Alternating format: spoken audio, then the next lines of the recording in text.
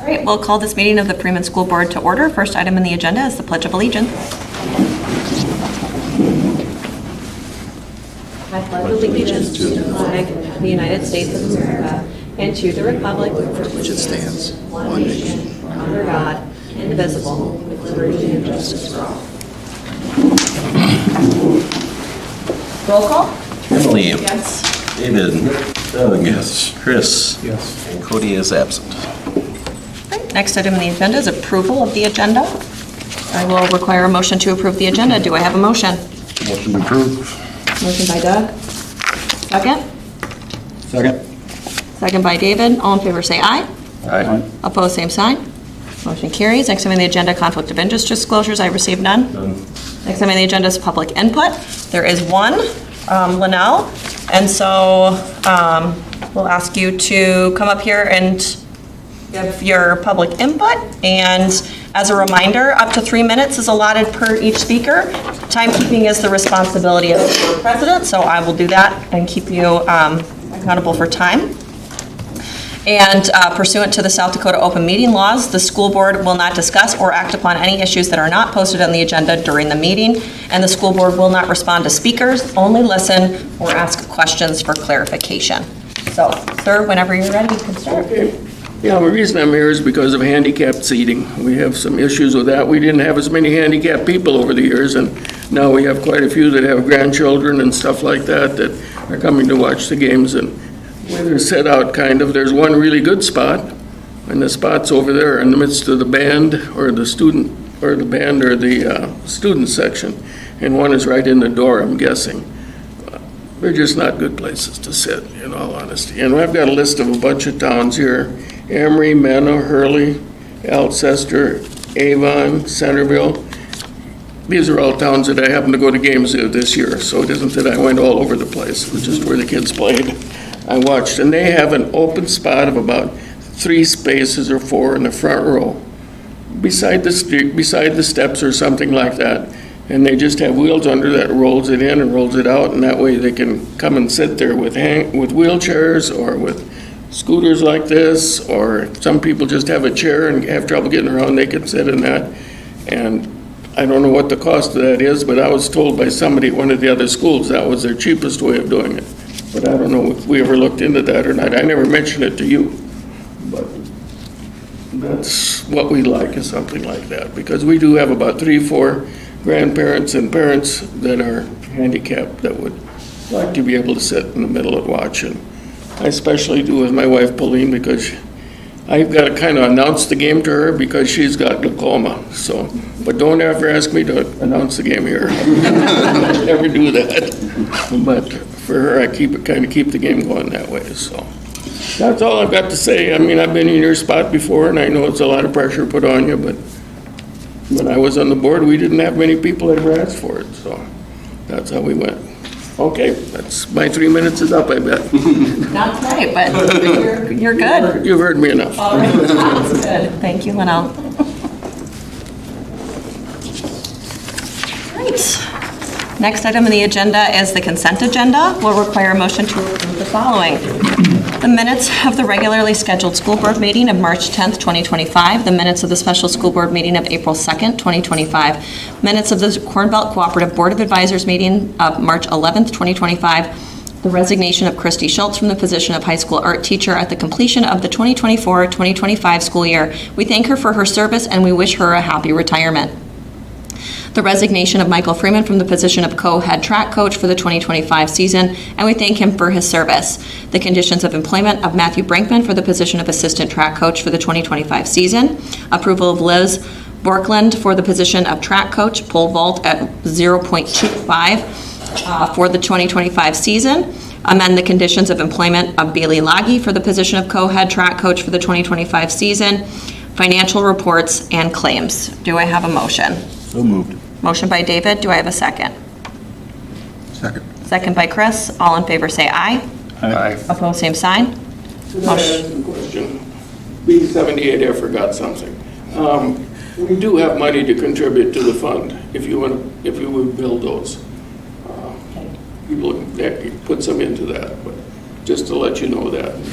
Can we leave or should we stay here? You can stay. We can stay? We have to stay? It would just hurt my feelings. State prison for us. Great to be a cat member. We're the only ones held captive.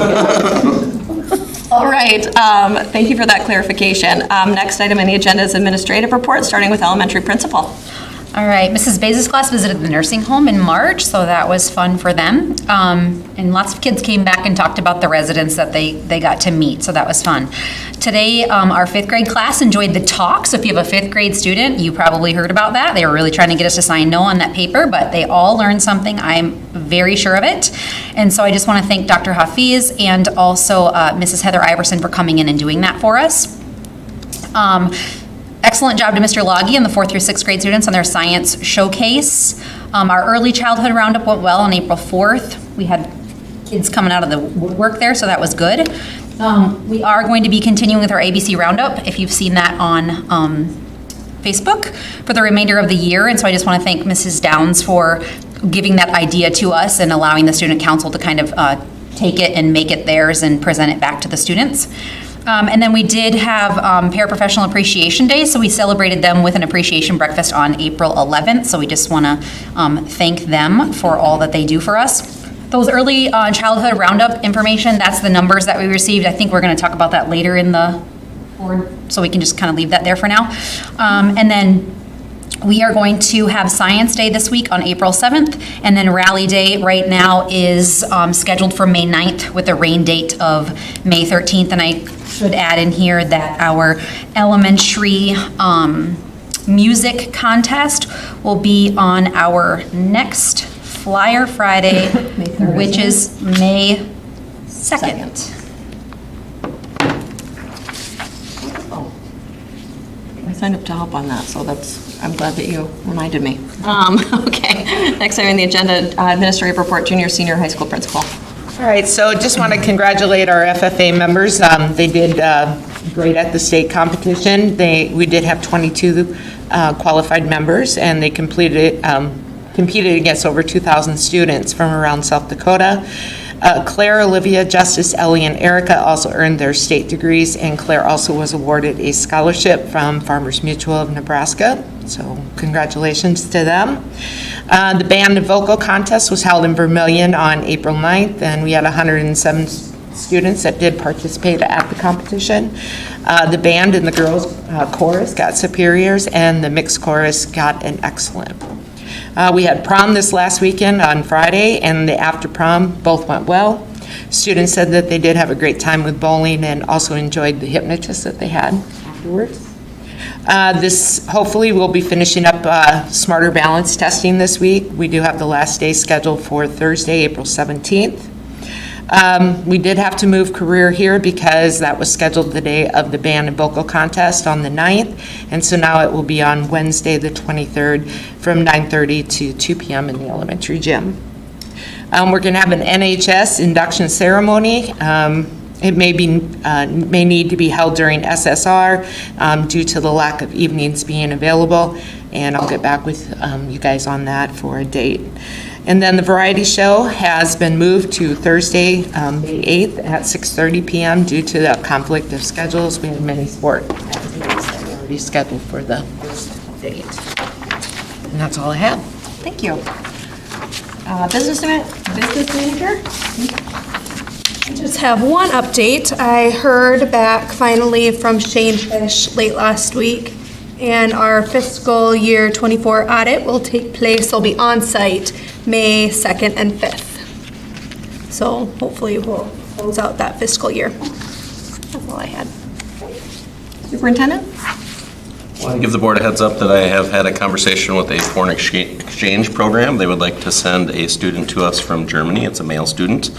Wanted to plant that seed with the board, give you a chance to think about that. That'll be an agenda item for next month on whether we want to move forward with that or not. I know some of the discussions that we'll have later will be ADM sensitive, and foreign exchange students do count as our active students, so that's something we'll want to take into account and take into consideration when we get deeper into those numbers.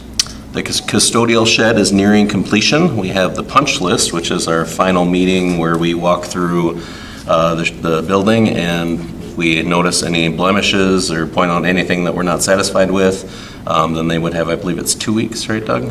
2 weeks to make any necessary repairs before we would be able to establish full occupancy of that building, but it's coming along nicely. Paint project is also coming along nicely. I'd say we're just at that point of halfway. They've finished the ag, music, and industrial tech hallway. That is completely done, and the graduation pictures are back up. They're on the upperclassmen, so the high school hallway, and right now most of that has got the paint stripped off the walls. We just need to paint, and some of it already has the primer coat on that. So after that, they'll finish up the cross hallway and then the underclassmen hallway. So it'd be nice to get that project done. It seems like that's been going on for quite some time, but it is progressing nicely. The work that is done looks phenomenal, especially in comparison to what the old hallways looked like with that old paint that's chipping. Civil rights data report has been submitted, so that's a great one to have checked off the list for the year. Now the next exciting one is the PRF that we get to dive into. Huge compliments to Seth, was very helpful this year in completing the civil rights data report, and goes a lot, I wouldn't say faster, but it's a lot easier when two people are navigating through all the data that we're entering into that system. So appreciate the help that he gave with that. And one final item that I have is that I get to be a judge at Cheddar County for the Science Fair project. That's also on that May 2nd music contest date. So excited to get out there and see the kids' projects for that. That's all I have. Next item on the agenda is unfinished business. With one item, the school board will hold a discussion about the bleachers in the main gym. I do have two quotes that were received from Combined Building Specialties. One of them was for the modification of the home side in the center, like was previously mentioned, carving out a spot right at the mid-court line for spectators to be able to view right at that mid-court. And then the other one quote is for the visitor side for removal of a row of bleachers. This is discussion that the Facilities and Grounds Committee had that is something that has been a concern that's also been brought to our attention. The thought process was to maybe be able to accomplish two things at once by creating more space for handicap seating and then also creating more space on the visitor side, which has been identified as an issue with for how close when the teams for basketball and volleyball are on their benches, how close that is to the first row of the bleachers. I've gotten feedback from a couple individuals that the viewing is not very good from behind the benches because they're the players that are blocking their vision. So that's something we want to take into account as well.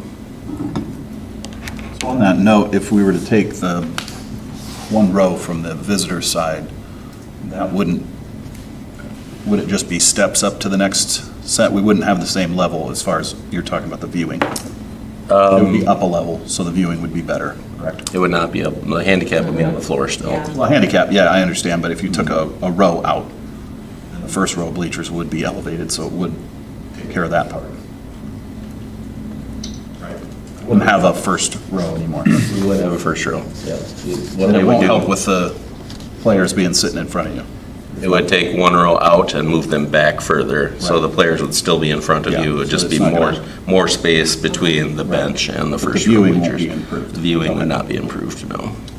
Gotcha. And one could argue it would be worse because you're back further, so you couldn't see down the court. You know, if you're sitting on this side here, at least you could maybe be out far enough where you could see around the teams, but anytime the teams stand up, it completely blocks the view. And I think part of that concern too is also like people moving back and forth right down that behind it. But then if there is handicap seating there, then that's not going to fix that problem either. Yeah. Yeah. So I think it was originally thought where we could maybe solve two problems, but it only solves the one problem. It creates more space. And then I had previously mentioned at Parkston, when we were there for that basketball game, it was packed house. I mean, there was not an open seat in that place. And that's when I first noticed that theirs was awfully close as well. So maybe that's not even a problem. Maybe that's just the way it is. And there's still handicap seating on the visitor side though, isn't there? There is, yes. The way it is right now. So I think my vote would be for putting it on the home side. That way there's still handicap for the visitor side. That way our side would have, at least our fans can sit on our side and not on the other side. I agree with you too. When you're talking, what, like $500 difference between the two? It doesn't seem like much, and one seems a lot more, functional. Flex, the one on the home side is the flex, right? Yes. That we'd still be able to use it for either. Right? Like an assembly or something for the kids, you could still roll them all. Gotcha. Okay. Something to take into consideration too, we have adjusted our ticket taking to one location as people come in the main doors. That has freed up 2 spots on the home side, which I would say are good seating. One's over in this corner where the ticket taker used to sit, and then the other one will be just up the line from there on that same half of the bleachers. So I would say we have 2 very comfortable ones, but I agree with what was said earlier, that we cannot expect somebody to go to the student section and be in that area. That's not a good spot. Julie, I'd love to hear your thoughts in regards to just impact on budget. We just add it to the budget. It would go to capital. We'll go to, okay.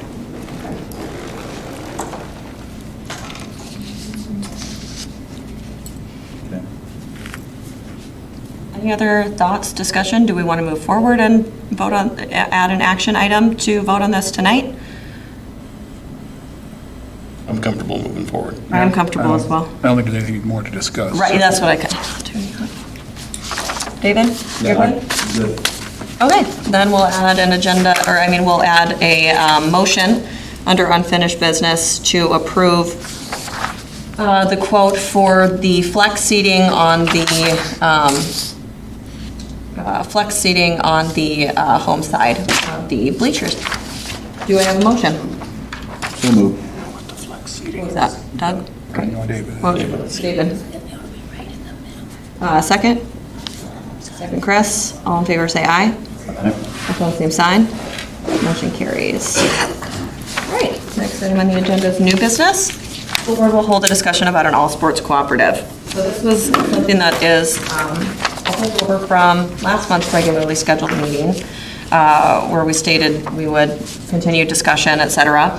I don't think it's any, unless you've been living under a rock or out of the country, maybe out of cell service. I think everybody's aware that, Marion's decided to pursue a cooperative with Parker, and we respect their decision in moving forward and understand that, they need to do what's best for their district. And I know that already passed last night on the Marion side with Parker to vote Thursday. However, there was a reach out from another school that wanted to discuss the possibility of an all-sports cooperative as well. Jake, I don't know if you want to add any additional details to that, or if we should just hand it over to Brian to speak. Hand it over to Brian, and then we can chime in afterwards. Okay, sounds good. Brian, do you want to come up and kind of talk us through?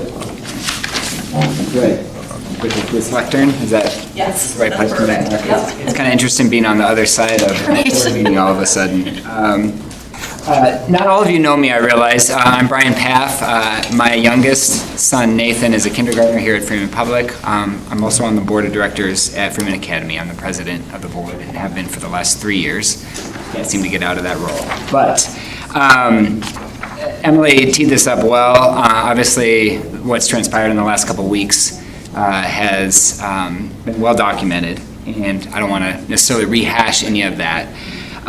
But we're dealing with some of the same stuff that you are over at Freeman Academy, and I think that there is a greater sense of urgency for us. We clearly, also well documented, we don't have the numbers to field teams on our own for any sports. And so I'm here to present the possibility that we might be able to join. And we've been given the option of joining in with the Parmar Pheasants Cooperative. I think I'd be doing a disservice to our students and our families and our constituents if we didn't at least explore the option of joining a cooperative with Freeman Public. We're not asking for a lot of concessions from you all. We understand we don't have a lot of bargaining chips. But I think that we do have something to contribute to the collective sports programs at Freeman Public. I think I know a lot of you are in the same boat as me in the sense that I married into this community, so I didn't grow up as a Flyer or as a Bobcat. I'm well aware of some of the history between the two schools and reasons that you might have for saying we're not ready to take you all on in a cooperative. But I've been here for 4 years. The day I moved into town, I meet my new neighbor, and it's Jake TG and Nikki, next door neighbor. And I've been here long enough to have volunteered at Schmeckfest alongside Freeman Flyer parents and grandparents, hanging out at our signature fundraiser. I've been here long enough to also see our kids ride on floats in your homecoming parade. I've seen our kids and cheered on students from both schools at competitions under the Phoenix mascot, under the Rebels mascot, and even under the Bobcats mascot on the soccer field. And so I know the potential that is there for our schools to collaborate. I know there's history, as stated before. I think that there's a real opportunity for this community if we were to work together. Again, we're not asking for concessions. I don't have a formal proposal, and I know time is of the essence. Jake, I know you were following up with the state to see if there's potentially an exemption that could be made. I don't know if that's just in terms of time or in terms of looking at ADMs. I know that's a sensitive conversation as well. But I really do believe that there's potential here. I know I'm also speaking out of desperation on a certain level, right?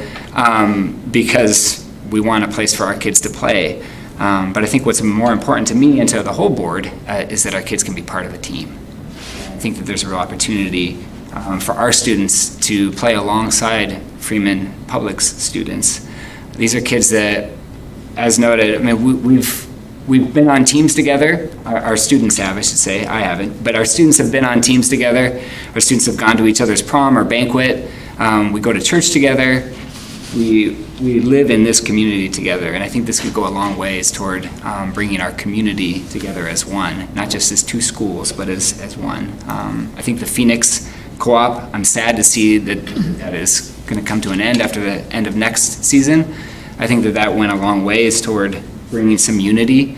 I think we can hold on to that and build on that spirit of unity were we to work together.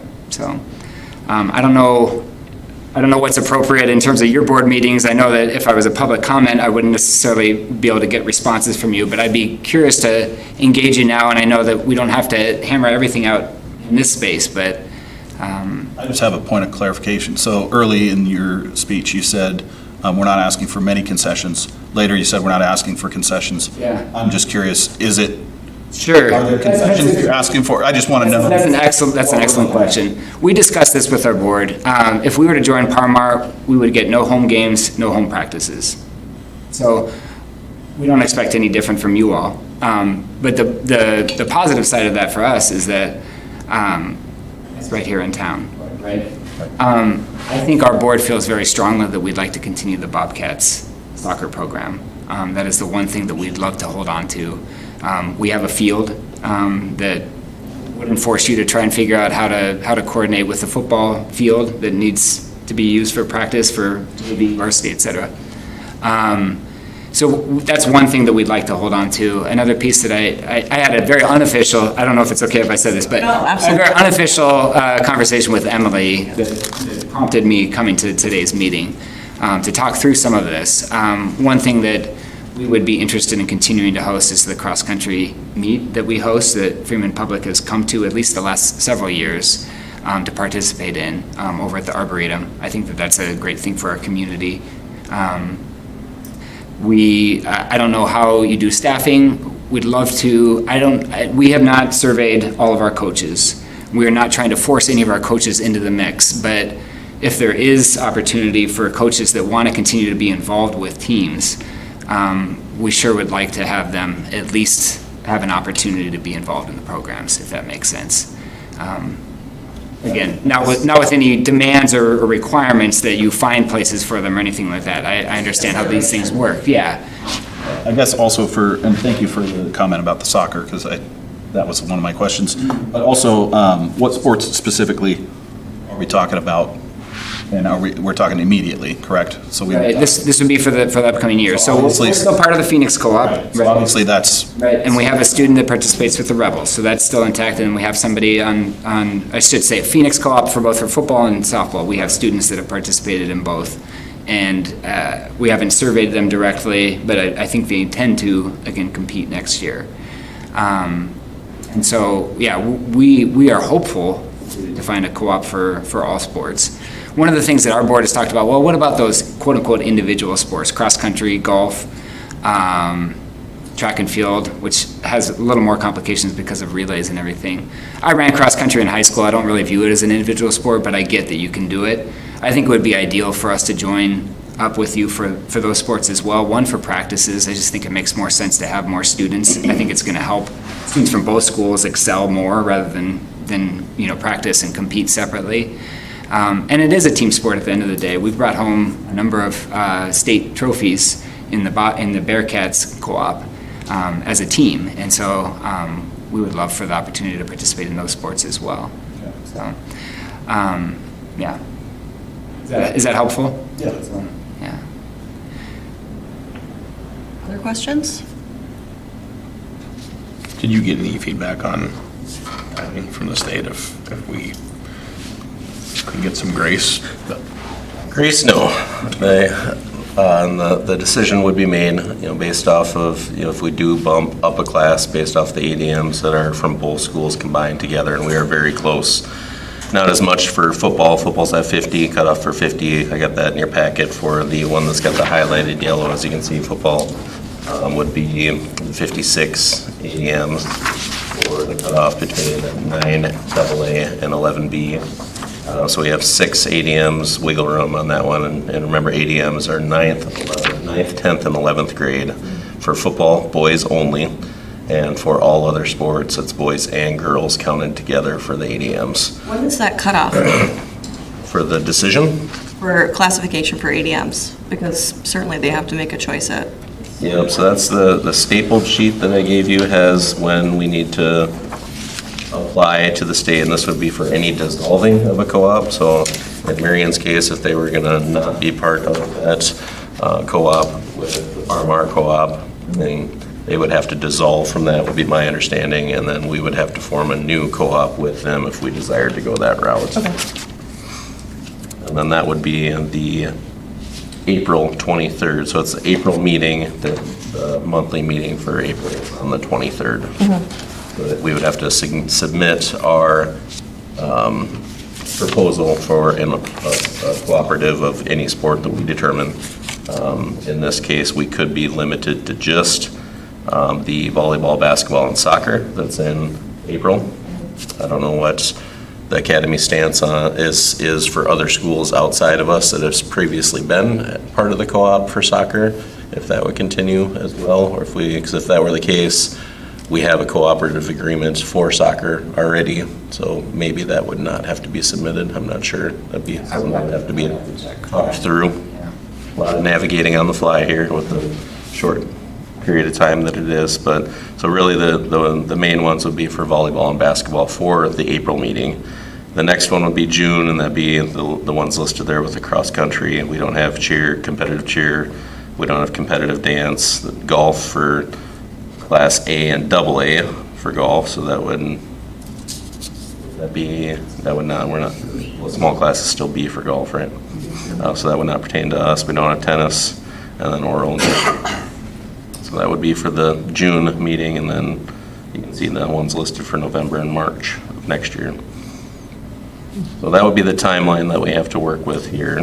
ADMs are a huge factor. I've had some conversations with Brad Anderson and very positive conversations with Brad Anderson and with Brad Carlson as well, and shared specifically with Brad Carlson that ADMs are going to be something that's going to drive this decision for us, because we are going to be so close for next year, which happens to be an alignment year. So if you look at the colorful sheet. What you're looking at on the top is all of our K through 12 ADMs for Freeman Public and Freeman Academy. Down below that, we have on the left side, the one that's in gray is all of Freeman Public information. So we have boys and girls.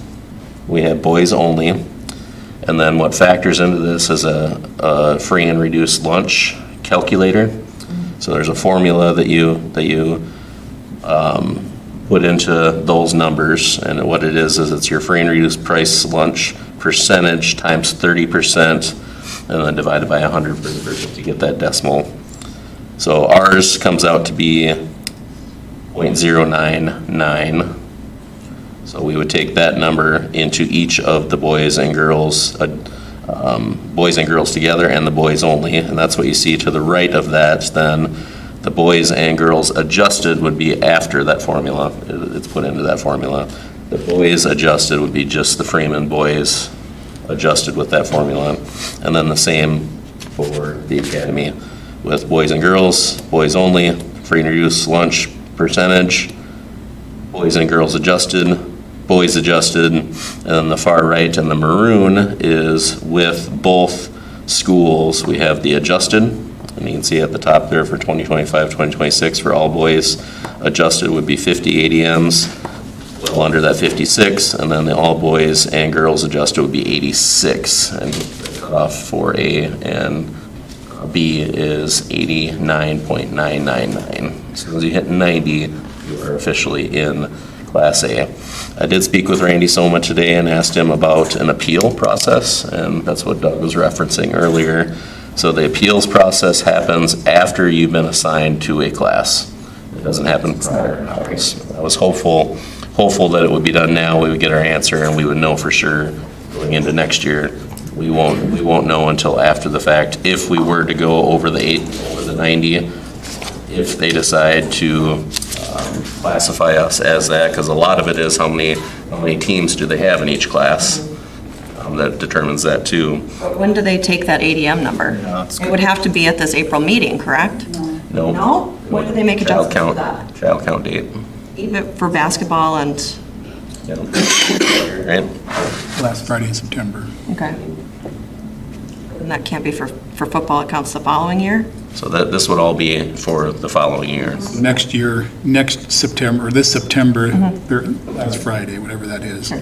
That's going to count then for next year. Right, okay, yeah, that's what I For everything understood. for the next 2 years. Okay.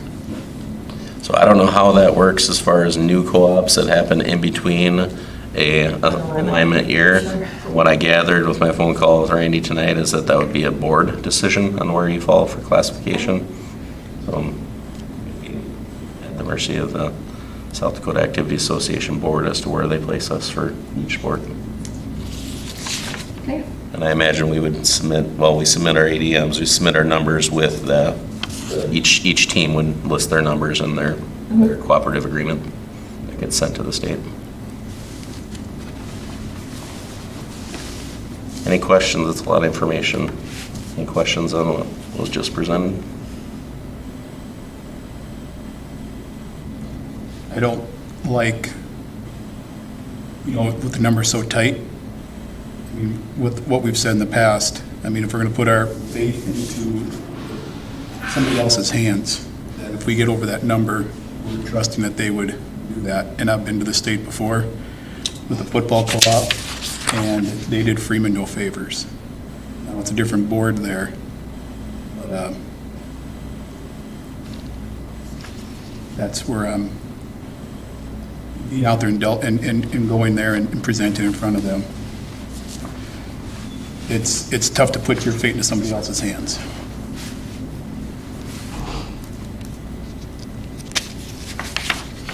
Yeah, I got the same hesitation. I don't want to bump a class. At the same time, I think there's a lot of benefit to unifying the community. I agree. And I think that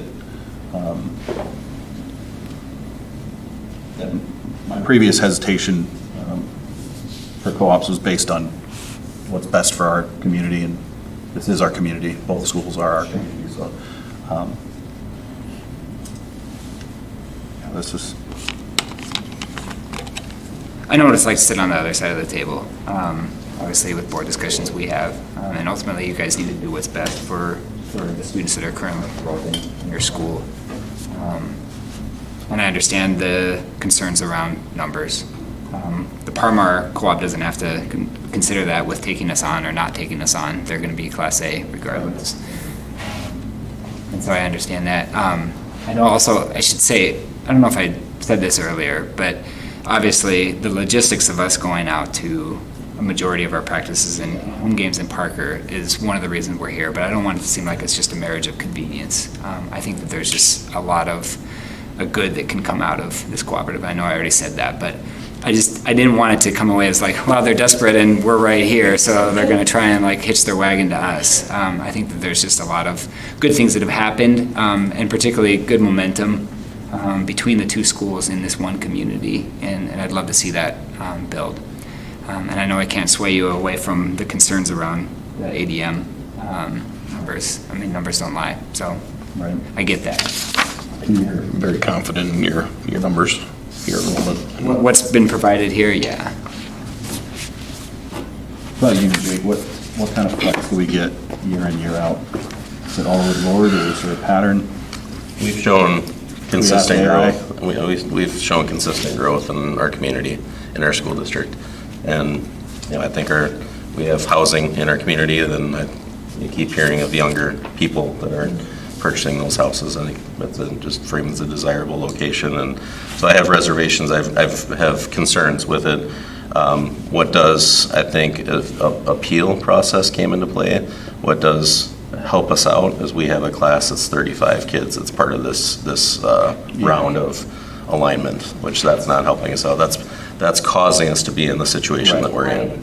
The next alignment after this one, they would be seniors, and you can see in the joint ADMs, we'd be down to 70 at that point in time. So I think we would have a very legitimate case if we did go over the 90 of saying, the numbers don't lie, look right here, we have a big class, they're moving through, we're gonna be back down into Class B, and so, but I hear what Chris is saying too, that's a tough one, because you're For sure. I know. putting it in somebody else's hands. For sure. I've heard wrestling, on the wrestling standpoint, teams have been forced to go up and they knew they were going to be back down in 2 years, but they just stayed up, So, I guess and I completely agree with that as well. I guess this didn't come up as much of a concern, or maybe I just didn't hear about it as much of a concern when we were talking about the co-op with Marion about classification. And then too, we heard from wrestling parents, football parents, softball, we need more numbers, et cetera. So, I certainly do feel like, even if it's just a couple of students, sometimes that does make the difference between if you're able to field a team or not. I agree with David, and I think that there's a lot of upside to doing this. My one concern, and I shared this with Brian, is the time. We are so close on time, and as you guys know, I'm like a broken record here, but I really want to hear from the other constituents in the, in the community as well. This is not as big of a, back and forth, because again, we're not talking about splitting home games or practices even, or anything like that, or even, changing our mascot. We, continue to be the Freeman Flyers. I think it's a really, but again, I also agree with, the classification, of course, that's a concern as well. And yeah, if there's no guarantees, you certainly hesitate to put that there. But then when you look 2 years down the road as well, and you see that we're, significantly lower, then you worry about fielding a team as well, which is, what some of the feedback from the football parents as well as wrestling, So, I think we do need to acknowledge too, we're not in it just for this year either. I think that that's pretty short-sighted. We've seen other schools do that as well, and then really struggle to field teams in the future as well. So, what I'm saying is there's no easy answer. Well, at the risk of sounding redundant, when you talk about young families moving to Freeman, we agree, and that's a great thing. Are we seeing the majority of kids come into our school in the lower grades? Or is it pretty even?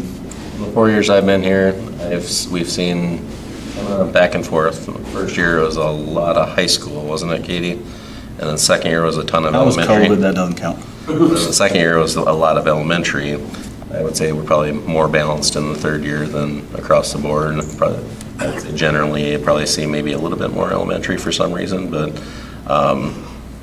looking at the history off the top of my head, 4 years ago we were for increase of 44 kids from child count date to child count date. The second year was 24 kids increase, and I believe we're at 14 kids in the third year, and then my fourth year, I believe it was at 11 or 12 last year. It's definitely trending down if we're looking at a trend. Balancing out, and a lot of that, COVID was, I think, a huge factor in the one, and just the flight into South Dakota. Yeah.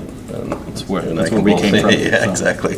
But also, you look at, we had 3 consecutive years where we were graduating extremely small classes, and Yes. we're bringing in classes in the mid to upper 20s, mainly the upper 20s.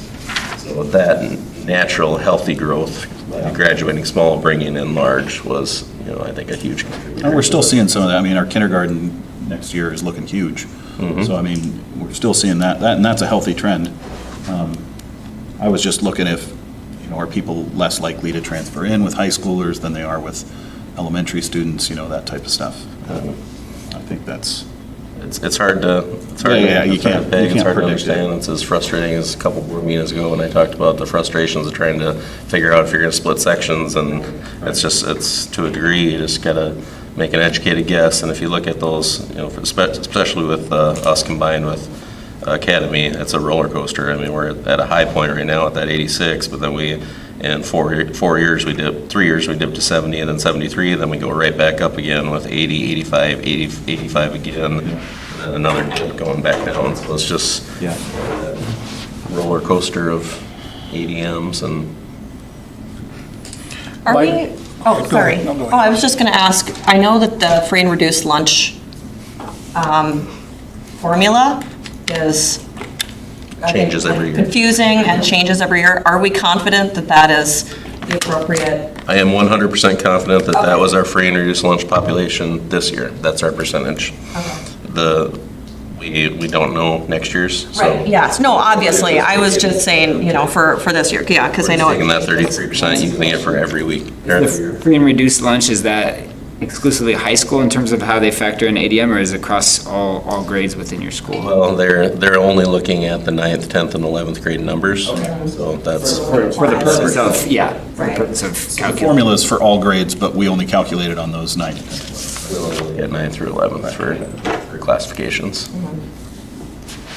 This has no bearing on, well, maybe it does, but probably no bearing on your decision. Obviously, it's, at the end of the day, it's going to come down to numbers. You had mentioned, one of you had mentioned not giving up any practices. We are not trying to take away any practices, but one thing that Emily and I had talked about is that we have, Sterling Hall is a great facility for practices as well, and if that helps, if that would help strain on court time and all that sort of thing, we can certainly include that in discussions. I mean, there's not a whole lot in it for us.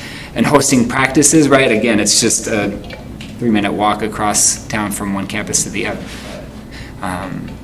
Just wanted to state that we would certainly be willing to share facilities on things like that.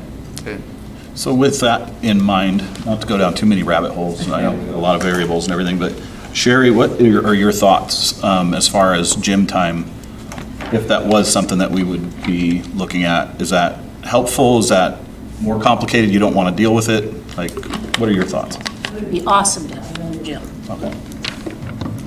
As far as when basketball season rolls around, it would be great to have another gym space. Okay. We are overloaded with not having enough gym time. Gotcha. Okay. I go for enough 6 a.m. runs to there's a lot of kids that are coming in for practice, so, yeah. Okay. Everybody is always wanting a gym time. I mean, come in here on the weekend and see how full this gym is. Yeah. You get a lot of love notes, is what you're saying? Yeah, I get it. Yeah, that's what you call them. Yeah, yeah. So what is the actual voting deadline? April 23rd, right? 23rd is notification. And I believe they would prefer to have it before the 23rd. So I would say if we can submit it at the latest, the day before. Second. I think we need to, I mean, this is really quick. I just got the agenda and everything today. I never even had really time. I did get 2 messages. They were not for co-oping with the academy. So I think we still need to, How do people even know about it? this is a small town. Huh, People talk. that's interesting, okay. And so I think we need to have a little, I mean, if we did the same thing with the other discussion, we had it open. I think I we have completely to do agree it with you, too. Chris. I do think that we need to have I do think that we need to put time on the calendar to have public input. Agree. Yeah. We're so close without a cushion. Right. But I think it'd be, nice for the community to digest it, be able to provide some feedback in a formal setting. Would it be helpful for one school or the other to draw up what the actual agreement would be? I'm sure when a lot of people hear co-op, they think we're seeding X, Y, or Z. Yeah, I think so. I think we need we need to have a proposal because We have to have, yeah, right, I hang mean, up before, Yeah, when there exactly. was something out there, but that was the hang up. We never got anything. So I think we need to have, Information to share. Yep, I agree. We should probably, in respect to that too, for some transparency, post the ADMs on the school website. Yep, I think so too. I can link this sheet onto the agenda and have Seth repost the agenda. That way people can just go to the Perfect. website, to the agenda. Helpful, yep. I think so. Wonderful. So I think we're all aligned that next steps need to be getting feedback from the community. Yes? would you like Freeman Academy to submit the formal? I think so. Yeah. I just want to be clear on next steps. Yeah, since you're approaching us, I think that makes We're making to sense. ask, okay, we'll follow through with the actual. Sounds great, yeah. I think it'd just be, like Chris said, it'd be helpful for people to have something to see and to be able to understand. Right. that. Yeah. A week from tomorrow is the 22nd. Yep. Backwards from there. Yep, I think so. Open meeting. Would it be, how does the rest of the board feel? Would it be something similar to, and I'm just using this because this is more recently happened, Parker did, public input where both boards were present and the community was able to provide feedback.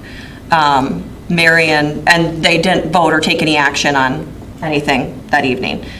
Marion had, an opportunity for public input. I guess I'm not sure if Parker was there or not, I didn't attend, but they voted and made a motion that evening. So I guess I'm curious to the board, is there any, are there any thoughts about, do we want the Freeman Academy board there as well to, answer questions? And because again, this is all the same community too, so I do feel like we're probably going to have some Freeman Academy folks also, potentially joining for some input.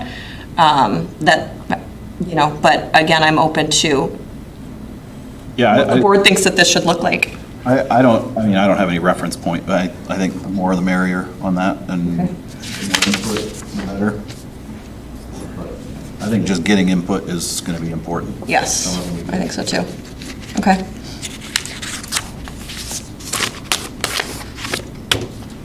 I know we have a board member that's absent too, so do we want to follow up and post when the public input is, when we can also get availability from the Academy Board as well as Cody's availability? What's the thought on that? My thoughts are, we would have to have 2 meetings. If we decided to move forward with this, we'd have to have that. I think so too, I agree. Public meeting, probably as soon as how quickly you think the proposal could be I'm generated. thinking about which board member I want to tap to. Somebody who doesn't. There's a bit of a template, right? I mean, I've heard, we have pre-existing ones and we can adjust the language heard accordingly. from others that ChatGPT works too. Right. So I would say probably have to be this week if we're doing 2 meetings, so. You got Easter coming, I mean, I'll be in Thursday. I'll be in Baltimore the remainder of the week defending my doctoral project, but I can certainly make an effort to attend virtually if that's an option. I'm gone next week, so. But again, I can try to attend virtually next week. Okay. If we have something at the beginning of the week, but Because I think public input needs to be this week, That's the main and focus. but potentially maybe Monday, next Monday night. I think it'd be, if I'd be, zooming in, it'd be listening, so it wouldn't necessarily be as much communication for the public feedback meeting, I wouldn't think. Yeah. Give the public a chance to share their thoughts, and then review the proposal, and then 21st.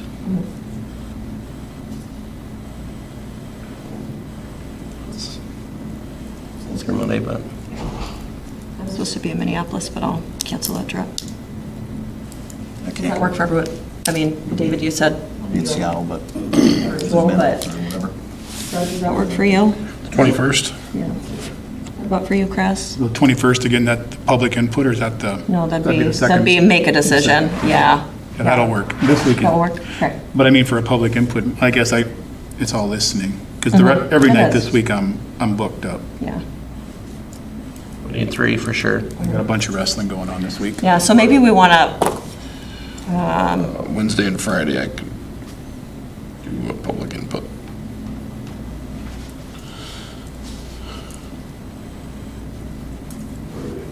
Friday's Good Friday. yeah, Friday's, so probably Wednesday. Yeah. Wednesday, there's a pretty big church program for community center. Ash Wednesday. We could maybe, what time is it? Because we could maybe do it earlier. Sorry. Sorry. Wednesday's not Ash Wednesday. And Wednesday, I That's the got, beginning of It's Lent. not, That's yeah. Sorry. That's okay. I'm from the Christian school, I get it. My dad's a pastor, so.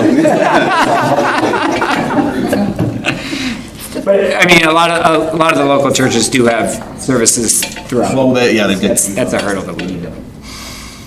It'll be disowned. I guess, Wednesday if it's early. 'Cause I got 7 teams taken off the next day that I had to get stuff to, for wrestling. Sure. It's got to be early if we do I don't know if a 5 o'clock will even work, if that's too early for people or whatever, but. Not too early for me. I can make it work. Probably can make it work. Talk to Cody and confirm, but I think, and then you reach out to your board members as well, and make sure that. Yeah, and we'll you can have- follow up with the proposal. Are you, for clarification, are you wanting us to be present for both public input as well as? I would say just the public input, because really that'll be, yeah, Right. answering questions, we'll get every, and just in case there'd be a question from the audience or anything like that. Need for clarification, even from us, once we see the formal proposal, I think that would be good. Yeah. We can get something to you tomorrow. Okay. So, Good. Let me just say, I really appreciate, even the consideration and the opportunity to speak before you all. And, I know you have good intentions for not just your own students, but the community as well. And I understand at the end of the day, if you make the decision to not take us on, I won't hold it against any of you. I understand all that's at play, but I do appreciate taking the extra time, rearranging the schedule and all that, to see if this work. So, Thanks, Brian, appreciate it. We need 2 motions added for a meeting, or can you bundle those? I think we can bundle. Unless anybody's opposed. So it will be public input meeting on Wednesday, April 16th at 5 PM. Is that correct? I was just gonna check that. Special board meeting on Monday, April, is that 21st? Right, and would that be at 7 PM? Yes. Okay. Unless you wanna do something different. That's what I was thinking. That's what works best for everybody? 7. Seven's good? That's fine. That's for the vote. Yes. Second. What time zone are you gonna be in? Be specific, but when I'm going to be.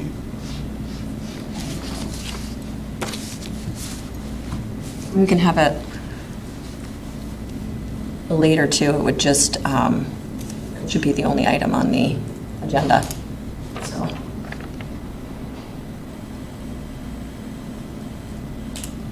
almost there, sorry. Oh, here, okay.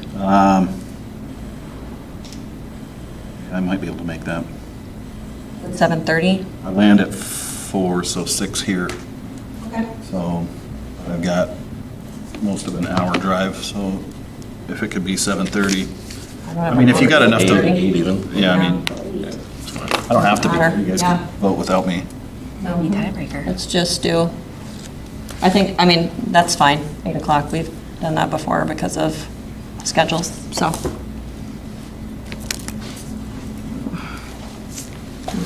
It's real late that night. Okay, 8 PM on Monday, April 21st. So I will require a motion for to hold a public input meeting for consideration of a sports cooperative with Freeman Academy to be held on April 16th at 5 PM, as well as the addition of a special board meeting on Monday, April 21st at 8 PM. Do I have a motion? So moved. Motion by Doug. Do I have a second? Second. Second by David. All in favor, say aye. Aye. Opposed, same sign. Motion carries. All right, next item on the agenda, the school board will hold a discussion about the early childhood program enrollment numbers. Okay. So, if you look back at my report, you'll see kind of what we had coming in this year. So currently, right now in our junior kindergarten preschool program, 14 of those students were 5. So we knew for a fact 14 kids would go to kindergarten next year, minimum. That was fantastic. When we had our early childhood roundup, the phone did not stop ringing, which was a fantastic problem to have.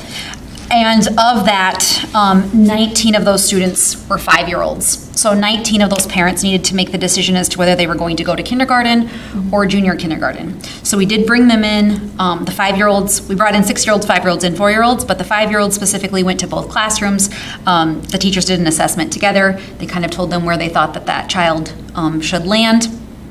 And I feel like ultimately this year, a lot of those parents really wanted kindergarten. So that leaves our, currently right now, it leaves our preschool junior kindergarten program with 9 4-year-olds, which that is not state funded. And then it left them also 4 of those 19 for sure want junior kindergarten. Okay. The remainder of them, we did let them know that we would like to know by May 1st as to what they would choose, whether it be kindergarten or junior kindergarten. If all of those kids choose kindergarten, then we will end up with, I think it's 33 maybe, 33 kindergarteners. Okay. Give or take a few numbers on that. So I guess right now kind of get to this point where what do we do? Because we want our junior kindergarten to have numbers. We don't want to have this splitting problem.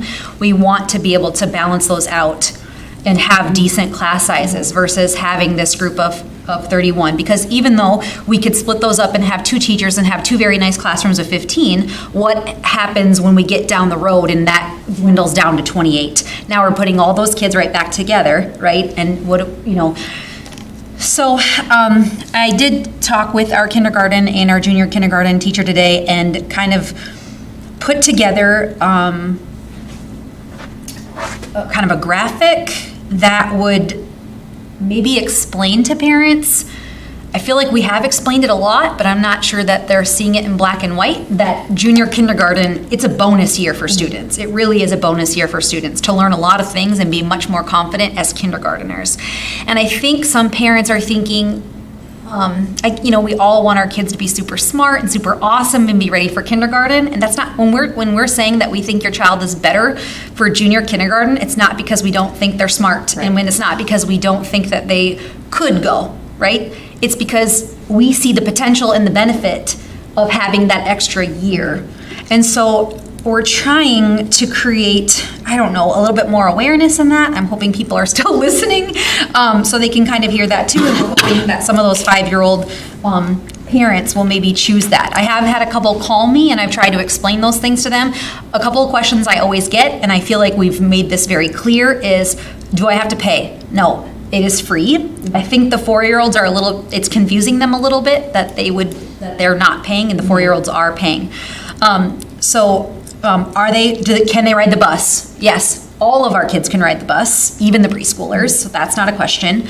And then the other question, or the other thing I try to convince them of too, is maybe don't think about your child now, think about your child as a senior. How old do you want them to be when they graduate? Do you want them to be 17 or do you want them to be 18? For me, personally, as a mom, I would rather send my kid to college, a little more maturity, a little bit older. So I don't know what we're discussing right now. I feel like it's trying to convince a few of those parents to maybe give their kids that bonus year to be a little bit more confident as they reach kindergarten. And So my question is, we have finite resources, right, for everything. And we don't have infinite teachers, we don't have infinite classrooms and things like that. So do we need to get to the point where we've got lots of kids, that's great, but we need to set some parameters and say, this is the criteria, we're splitting this because we just don't have infinite resources.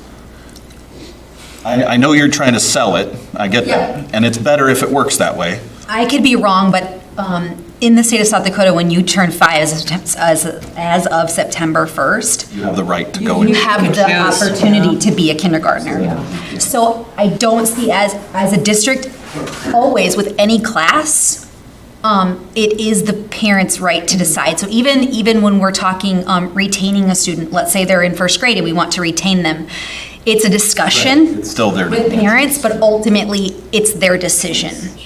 And so I would love to be able to say, nope, you're 5, here's where you're going, or you're 5 years and 3 months, so you're the younger 5, here's where you're going. But The state won't allow I it. don't know the legality of that. What I do know is that when you're 6, you have to legally be enrolled in kindergarten, that's compulsory age. But you can enroll as soon as 5 by September 1st. So that would be my answer to that. Gotcha. And we have had a lot of discussions about that, with those parents, each individually, but some don't always heed our advice. Or maybe they hear one thing from the current preschool that they're in that's not being ran by a certified teacher and saying, you're ready, go to kindergarten. And then they come here and we're like, we have this junior kindergarten program, we think they'd be great for that. And to them, it's almost like an insult, which is not what we're trying to do. So So at this point, are we talking about the potential of adding a kindergarten teacher? I guess that's my question. What are we? Yeah, this is more, this This is is just discussion, informative, but it's okay. more information. Right. It's too early to tell for sure. We need to get to that May 1st deadline, but they've Yes, we'll said have- we need a definitive answer from the parents of what they intend to do. Really, the good news is the numbers look strong. It's just a matter of if we have to. Which is great. Shuffle some things around and maybe add a staff position if it comes down to that. And just wanted to make sure the board had enough time to process that and be prepared to make that decision at the May meeting. Do we have kids in either that are from outside the district? yes. So that would be that's an option too. I know other schools do set caps for their classes. And so when you set a cap, for instance, in Ethan, their cap is 24, or at least it used to be when I taught there. So obviously, if you reach that 24 threshold, anybody that moves into your district, you have to take them. But if it were an out-of-district, then it would come down, you could deny that enrollment based on your cap. So I believe right now, are there 4, maybe 4 out-of-district? But I don't think we want a cap, I was just Yeah, curious. yeah, I was just Correct. curious. But I think it's about 4. And I would say of the 4, I think 3 of them probably all have older siblings in our building already going to school here. So I just kind of wanted to talk about it publicly. Maybe people are listening. Maybe that would sway their opinion of where their 5-year-olds are at right now. I don't know, but Well, if they're good in sports, they're going to hold them back another year. if they want to be in, Good, if they're athletic, they want to hold them back. And yeah. Well, I mean, I even think academically, I mean, Lane is old, Catalin's old, and they do they do very, very well in their class when they just do. I mean, just wait. So, and I'm not saying a 5-year-old can't, Right. but I just think the more education we can give them, the more prepared they'll be in the high school when things get tough and there's lots of things going on and having to manage, and it's not really just about being a really cute kindergartner, so. Anyway, Okay. so.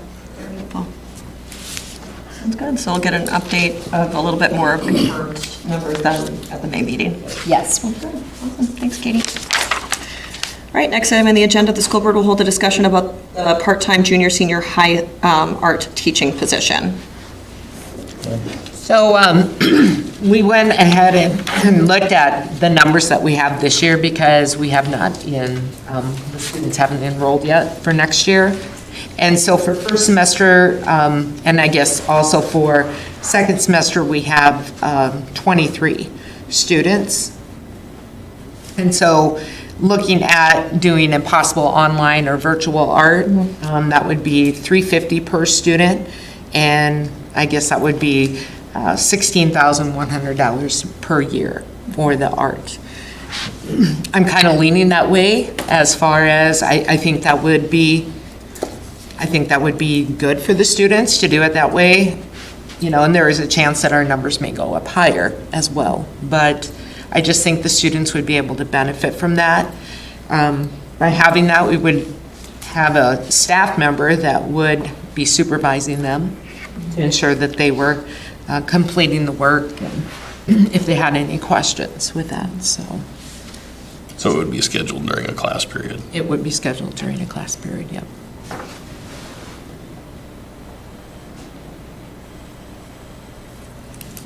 Are there any thoughts about, potentially, I know we don't offer art at the elementary level. Is there any opportunity to somehow roll it into, one part-time position? I guess I don't know what that would look like, but, that is one thing that we don't offer right now.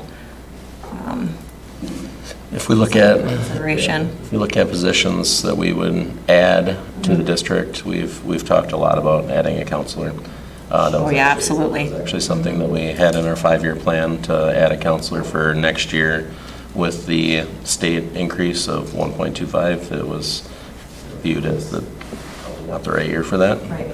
But if we do look at an online option, I think it's holds a lot of merit to give it a try, and it doesn't mean we have to stick with it, but it would be about half the cost of what we pay a teacher, if that puts things into perspective for you.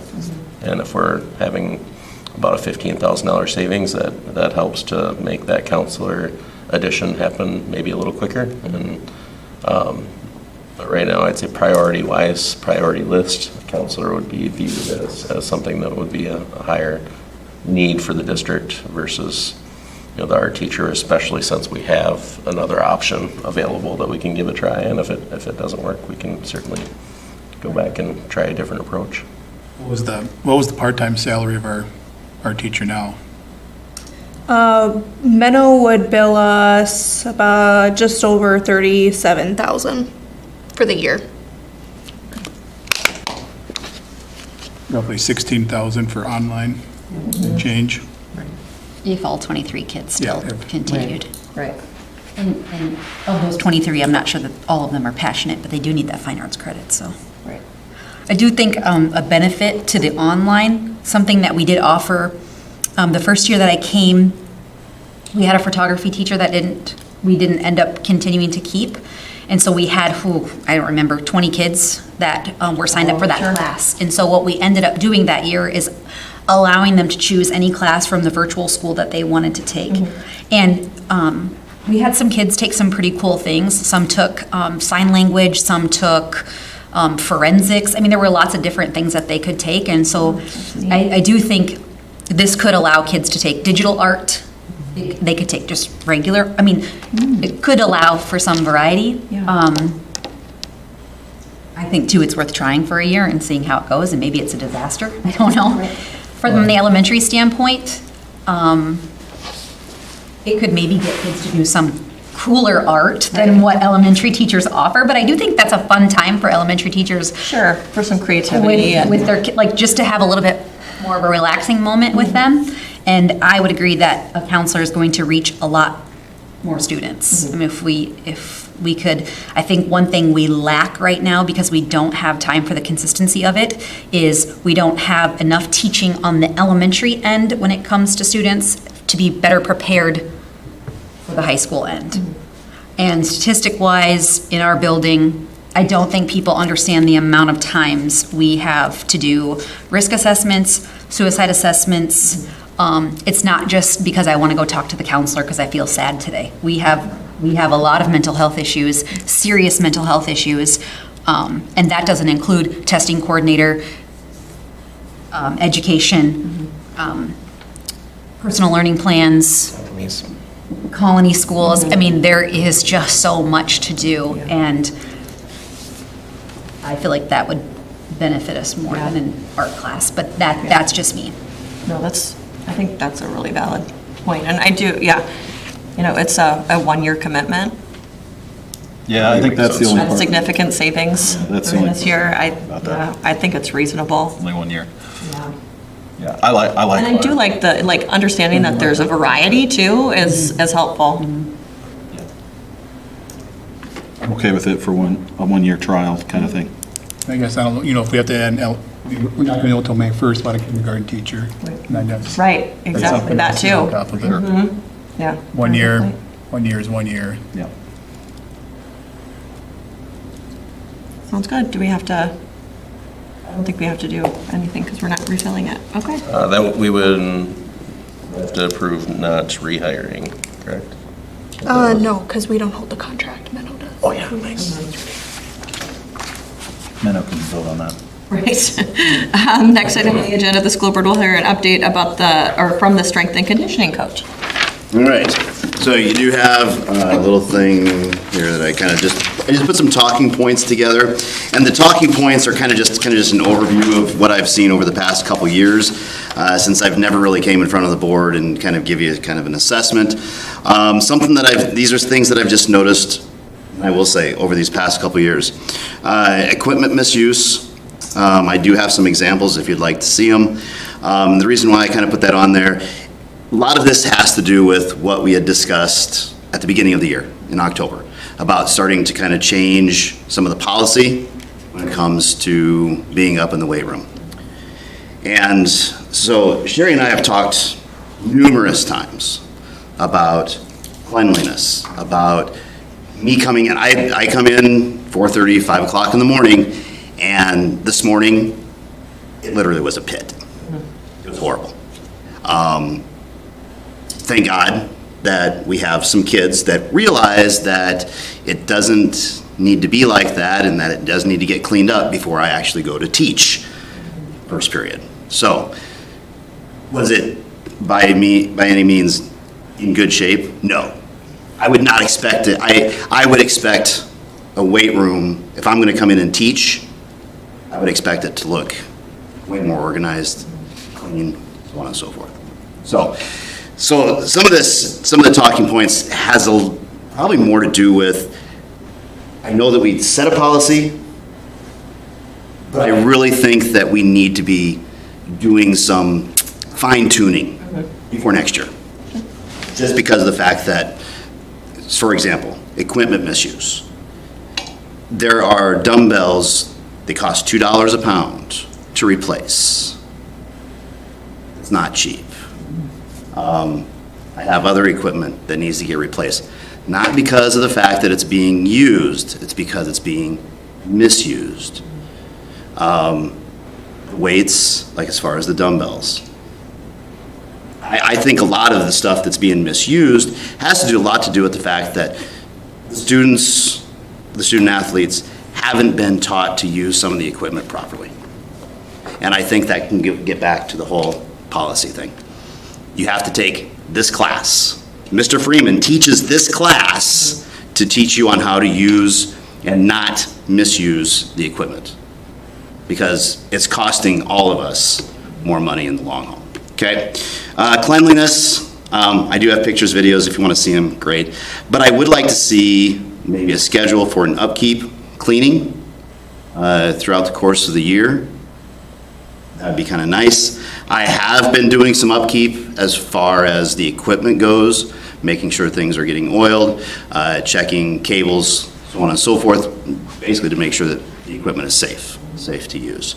But just thinking out loud that a schedule would be nice to be able to do this. Music speakers, I put this on here, student-led change.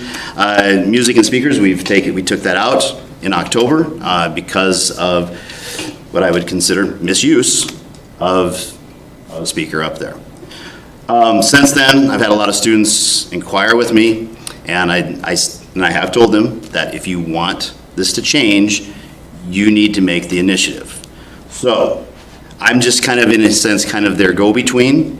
They come talk to me, they trust that I will give them my opinion, but so that's something that possibly that they will probably, I'm hoping, that they come and talk to somebody as far as getting a policy made that they can actually use it. Time.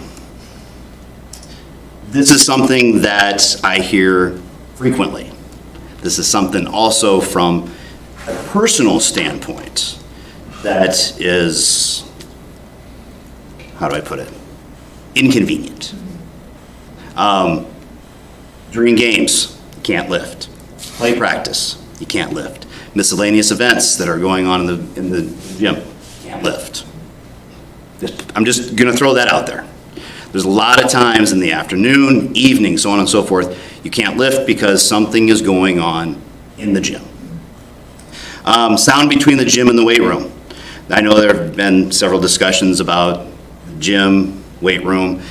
If we're up in the gym, or I should say if we're up in the weight room, we don't have to be extremely loud up there. There were a couple times during basketball season that we did get told that, hey, can you guys keep it down up there? We weren't really actually being extremely loud. If you ever work out in there during a practice, you will realize on how much that echoes. It is outrageous. Either going from the gym up to the weight room and vice versa. Equipment. That's something that the equipment up there has been really good. But some of the equipment is starting to need to be replaced. And when we're talking about equipment replacement, some of the pieces that are up there are several $1,000s. They're not, oh, I'm going to go out and buy a, $500 piece of equipment. No, these are several $1,000s pieces of commercial equipment that will possibly need to be replaced. The only reason I put the new facilities on there is because you have to start somewhere. And I know that we don't have the money, but Parkston, I worked in Parkston. My first year in Parkston, as I coached track, we were not able to use the track because they were replacing the track and the field and everything else there.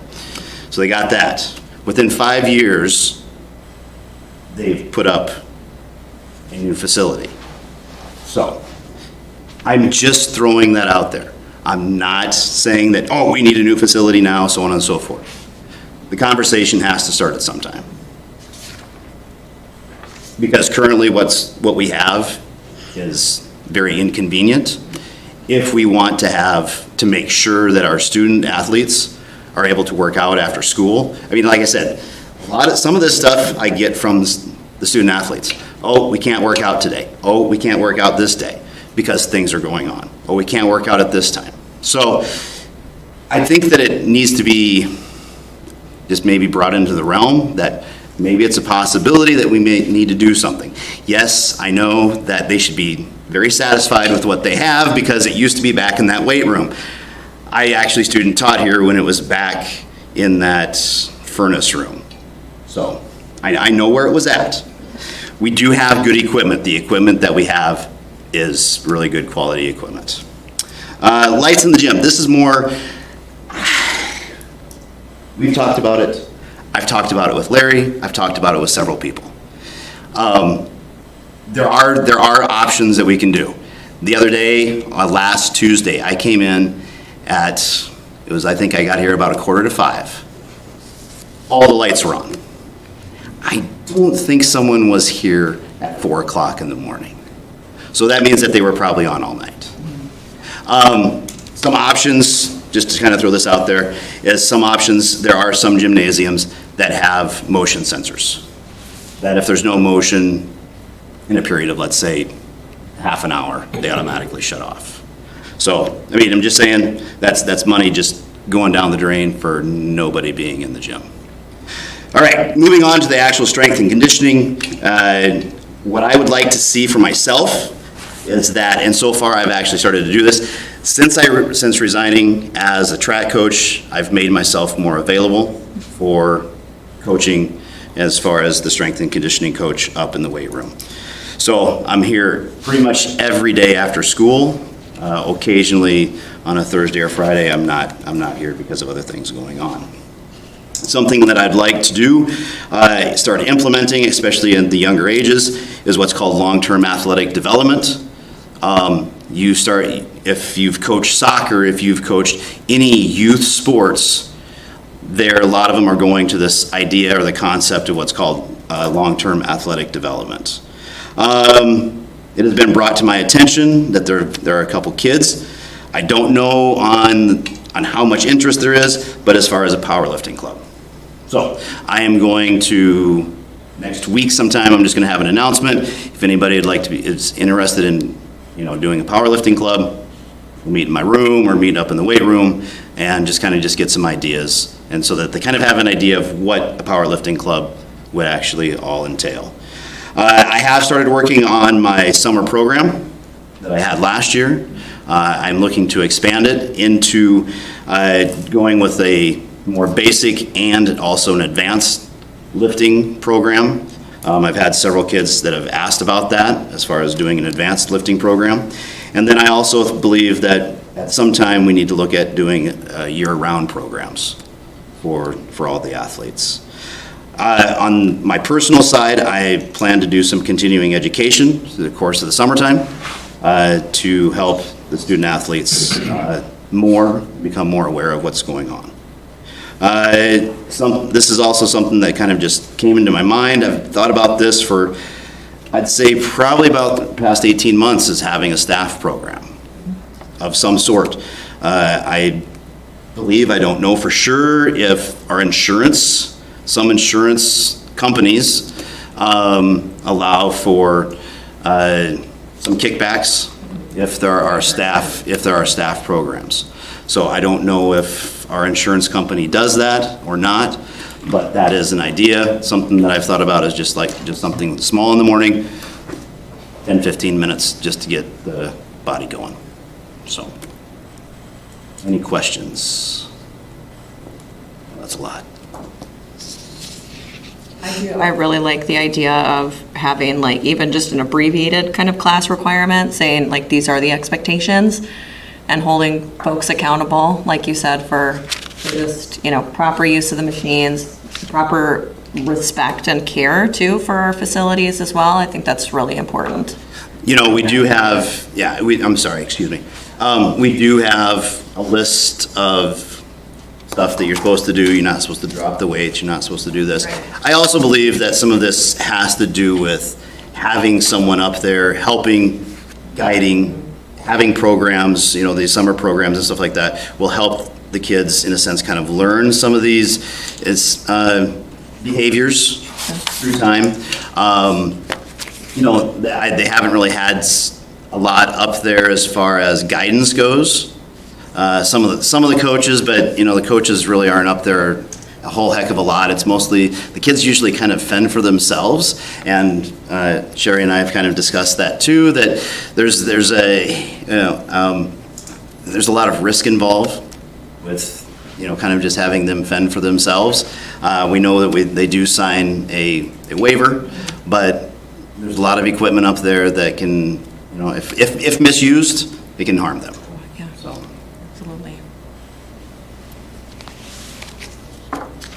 Thoughts about, Chris, you're here kind of as the lone policy committee person, but what are your thoughts about kind of needing to maybe add some of those suggested revisions, or at least consider them into the policy before, next year starts? at some point. Yeah. I mean, we spent 5, 6 nights. Right, exactly, there was a lot of time And now spent. we're redoing it all over again. But it's part of the job. Yep. Questions, concerns, anything else? Well, sounds great. Thank you. Thank you. Thanks. Next item on the agenda, the school board will hold a discussion about investing district dollars into South Dakota Public Funds Investment Trust, South Dakota Fit. So this is something I kind of came across from my fellow other business managers at different schools, is the South Dakota Fit program. There's a handout in your packet. So it is South Dakota Public Funds Investment Trust. It's a cash management service for school districts, townships, and water and sanitary districts. It is the only investment program exclusively managed for local governments in South Dakota. The account that I am interested in opening would be a money market fund with daily liquidity and invested in state statute allowable investments. So basically, I would be interested in opening this account, and we'd set up our state aid payments to go directly to this account instead of our general checking. The interest in this account is a lot higher than our general checking at Merchant State Bank. It fluctuates. It's a money market account, so it'll fluctuate. It'll go down and up. But I've been stocking it for around 3 weeks now, and it's been pretty much consistently 3.9% to 4%, which our general checking isn't anywhere close to that. So we would get significantly more interest gained in this account. There's no minimums. You can literally invest $1 a day. It's free to transfer money, so if I needed money in our general account, I could transfer from this account to our general account for free. So I can go back and forth if I need to. But honestly, we have enough money in our general checking account pretty much throughout the whole year where our state aid payments could probably stay in this account. Our general checking account pretty much always have 3.9 in it, so it covers payroll, any bills that we have for the month. So we would be okay there. I'd probably just let the state aid sit there, gain interest in the year, and then put it back into our general checking account.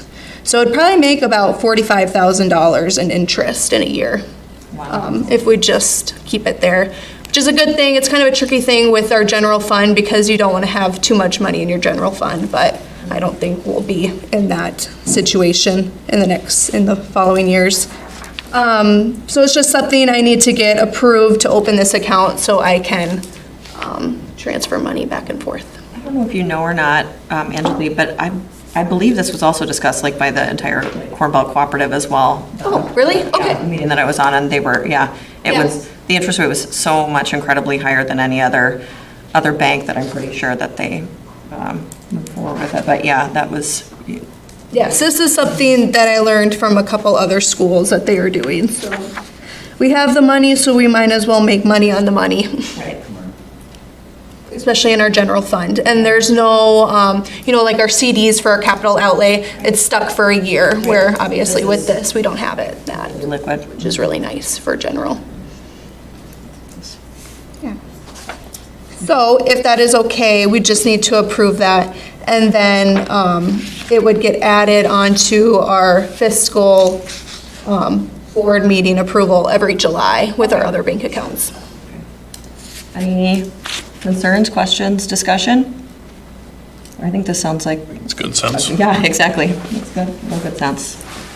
Okay, if there's no further discussion, we'll require a motion to name South Dakota Fit as a depository and authorize the business manager to move the district's checking accounts at her discretion. Do I have a motion? So moved. Motion by Doug. Do I have a second? Second. Second by Chris. Just beat you, David. All in favor, say aye. Aye. Opposed, same sign. Motion carries. Next item on the agenda is in regards to the resolution for membership to the SDHSAA for the 2025-2026 school year. This is something that we have to do If you want to be every year if we want to Association. participate in athletics. That's in your packet. I need a signed one from you. Relax. Any questions, concerns, discussion? Okay. If not, I'll require a motion to approve the resolution for membership to the SDHSAA for the 2025-2026 school year. Do I have a motion? Motion by Chris, do I have a second? Second. Second by Doug, all in favor say aye. Aye. Opposed, same sign. Motion carries. Next on the agenda is executive session. We'll require a motion to enter executive session for the purpose of South Dakota Codified Law 1-25-2, parentheses 4, preparing for contract negotiations or negotiating with employees or employee representatives. Do I have a motion? Motion by David. Do I have a second? Second by Chris. All in favor say aye. Aye. Opposed, same sign. Motion carries. In executive session, 8:30 PM. Thank you.